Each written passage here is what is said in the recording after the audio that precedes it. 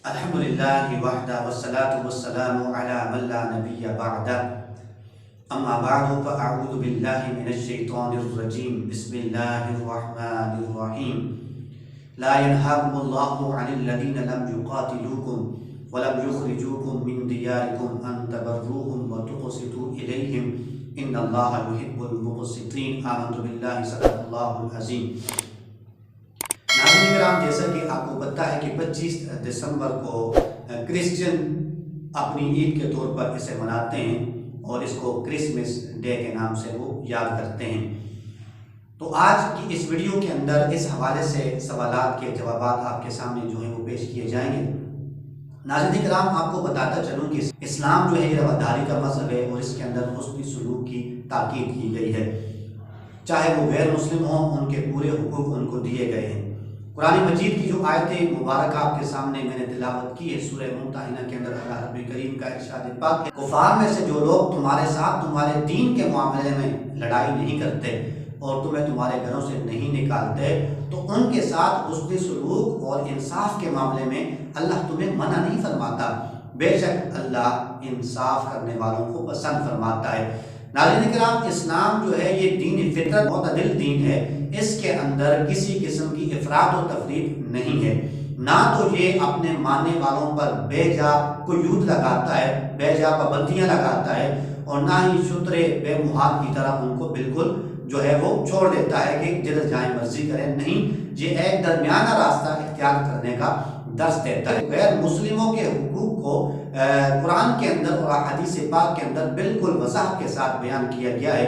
नबी करीम सल्लल्लाहु अलैहि वसल्लम का इरशाद पाक है, इस्मह युस्मह लक, कि तुम दुनिया वालों के साथ नरमी वाला मामला करो, अल्लाह रब्बुल करीम तुम्हारे साथ नरमी वाला मामला फरमाएगा।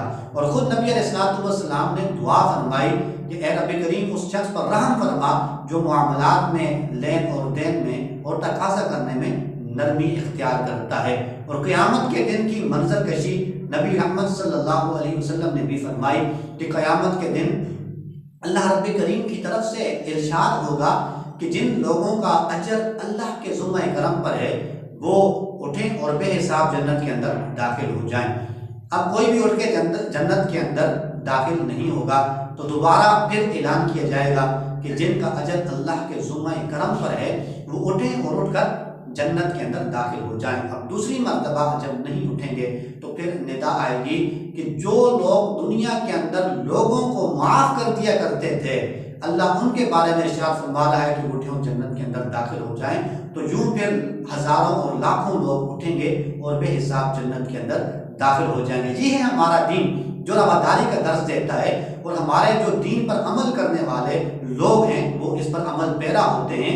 इन हजरात के साथ बाकायदा तौर पर वो ताअवुन करते हैं। जब कोई बीमार हो जाता है उनकी तीमारदारी करने के लिए जाते हैं और जाना भी चाहिए। और इसी तरह जब इनकी शादी ब्याह का कोई मामला होता है तो उसमें उनकी हेल्प करते हैं, उनके साथ पूरे वो बराबर के शरीक होते हैं। ये रवादारी है, ये है इस्लाम। अब दूसरी बात आ गई कि अब इतना कुछ इस्लाम करने की इजाज़त जब देता है तो फिर इस रस्म के अंदर, इस दिन के अंदर उनके पास जाना, मुबारकबाद देना और उसके अंदर शिरकत करना, इससे इस्लाम क्यों रोकता है? तो नाज़रीन किराम, इसलिए यहाँ पर इस्लाम रोकता है कि ये उनकी मजहबी तकरीब होती है, मजहबी रस्म है, और हमने देखना होगा कि ये मजहबी रस्म जो है उनके किस अकीदे पर कायम है, इसकी बेस क्या है। तो मैं आपके सामने अर्ज करता चलूँ कि मुसलमान का अकीदा अल्लाह वहदहू ला शरीक है और अल्लाह रब्बुल करीम लम यलिद व लम यूलद है, ना वो किसी का बेटा है और ना उसका कोई बेटा है।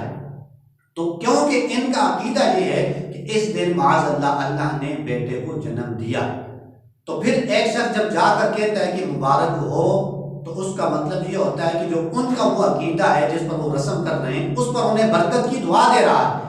तो क्या एक आम मुसलमान भी इस बारे में सोच सकता है कि एक शख्स अल्लाह के लिए बेटे का इस बात करे, उसके लिए बेटा माने, और मुसलमान कहे कि तुझे इस बात पर मुबारक हो? हमें देखना चाहिए कि इसकी असल क्या है। और वैसे भी वो तीन हस्तियों के मजमूए को खुदा मानते हैं, हजरत मरीम अलैहिस्सलाम, हजरत ईसा अलैहिस्सलाम और अल्लाह रब्बुल करीम। इन तीनों के मजमूए को वो खुदा मानते हैं। तो ये उनका एक शिरकी अकीदा है।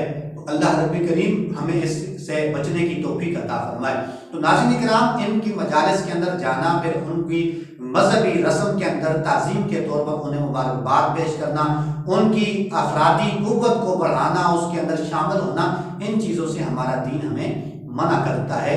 और नबी अलैहिस्सलाम का फरमान है, जिसने किसी कौम के साथ तशबीह इख्तियार की वो उसी कौम में से है, और जिसने किसी कौम की कसरत के अंदर जाकर, उसके इजाफे के अंदर जाकर वो शामिल हो गया और उनको जो है उनकी तादाद को बढ़ा दिया, तो वो भी उन्हीं में से है।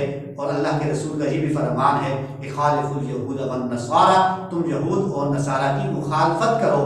तो इसके अंदर तो उनकी मुवाफ़क़त है, मुखालफत नहीं है। और ख़ुद अल्लाह के रसूल ने इन चीज़ों के अंदर उनसे मुखालफत, तो लिहाजा हमें चाहिए कि जो भी इस्लाम के अलावा जितने भी मज़ाहिब हैं, जब उनकी मजहबी रसूमात आती हैं तो उनके अंदर शिरकत करने से बचना चाहिए। अल्लाह रब्बुल करीम हम सबको दीन समझने और उसके मुताबिक ज़िंदगी गुजारने की तौफीक अता फरमाए। आमीन बिजाहि नबी करीम सल्लल्लाहु अलैहि वसल्लम।